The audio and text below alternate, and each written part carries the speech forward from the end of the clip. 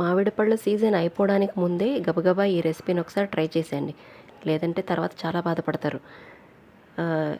ఎలాంటి పప్పు ఉడకబెట్టాల్సిన అవసరం లేకుండా, చింతపండు, బెల్లం వేయకుండానే మంచి చిక్కటి ఈ మామిడి పండు చారు కోసం ఒక పుల్లగా ఉండాలి. అలాగే కొంచెం తియ్యగా కూడా ఉండాలన్నమాట. మరి పచ్చిగా ఉన్న మామిడికాయ తీసుకోకుండా కాస్త పండుదే తీసుకోవాలి. మామిడి పండుకి తొక్క మొత్తం తీసేసి ముక్కలుగా కట్ చేసేసి మిక్సీ జార్లో వేసేయాలి. అలాగే ఒక పెద్ద క్యారెట్ని కూడా ముక్కలుగా కోసేసి మిక్సీ జార్లో వేసి మెత్తని పేస్ట్ లాగా చేసేయాలి.